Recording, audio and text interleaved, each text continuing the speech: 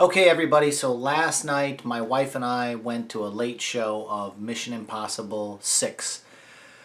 Actually, they're not calling it that, it's just Mission Impossible Fallout. We really enjoyed the movie. It was funny because, so I wanted to see it opening weekend, but I talked to my wife and I said, hey, we gotta go see the new Mission Impossible. And my wife said, I haven't seen any of the Mission Impossibles. So, since the movie came out several weeks ago, we have spent watching about 1 or 2 movies a week to get caught up, which was kind of interesting to me because I had not watched the first one in a long time. It came out in 1995, and I remember because I used to manage movie theaters, and I was managing a movie theater back in the 90s that had Mission Impossible 5. But I'll tell you what, that film, the first one, didn't kind of hold up over time. In the 90s, CGI was in its infancy, so there were certain things that were done with computer that kind of really looked like video game-ish, like 1990s video game-ish. You know, it's nice to see the progression of the movies all the way up to Fallout, where they've actually been able to nail things like the mask being pulled off in the first movie in 1995. It kind of looked like it turned to a cartoon, and then they pulled it off as there was a transition, and it looked really bad. It still looks bad to this day, but it was good for the 1990s. And now when they do it, it looks flawless, like real flesh coming off their faces. So it's nice to see the progression, and it was nice to watch all the movies over the last couple of weeks to see the progression.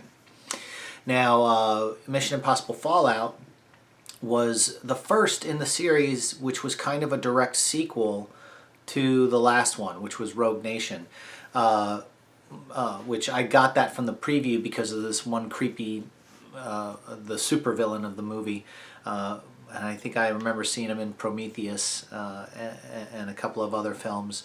He's just always playing a creepy guy. I mean, if it works for you, that's awesome. I mean, he's got this look that just screams he's creepy.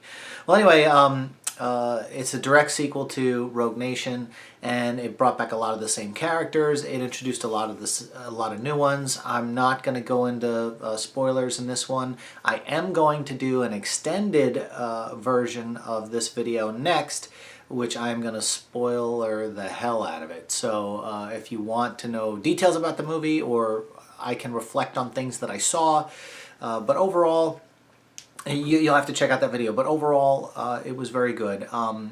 There was no Jeremy Renner in this movie, which I really enjoyed his character in the other film, but I think I read in the trades that there were scheduling conflicts. There was no real reason why he wasn't in the movie other than that there were scheduling conflicts, or he would have been in it. And they'll probably bring him back for the next one. Henry Cavill was a great addition to it. I don't want to get into spoilers. His character was really awesome. I enjoyed it. You know, it's when you had the whole mustache gate when it came to like Superman with the CGI mustache, was because of Mission Impossible Fallout, that he couldn't take it off, and he was doing both movies at the same time. He's contractually obligated. Yeah. It doesn't really pull you out of it, but if you're a hardcore fan of, like, you know, Superman and things like that, and you were following Mustache Gate, it was in the back of your head. Simon Pegg was great in this movie. Every single film he's in this series, he gets better and better and better as a character. They just develop him really well. Let's see what else. Angela Bassett is in the film, and plays a very interesting character. I'll get into spoilers on the other video. Very good.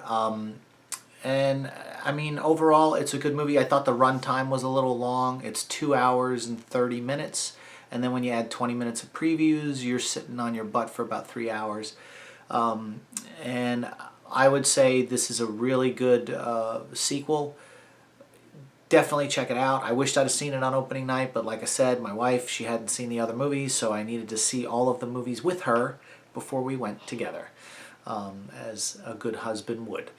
And so that's it. So I suggest you go check it out, enjoy the movie, and it's a perfect sequel to the other Mission Impossible films, and that's it. So if you like this review, just leave a comment below, subscribe to the channel, and look for the extended video, which is coming up next, which will have a ton of spoilers in it. So if you want to stay away from spoilers, don't watch that video, okay?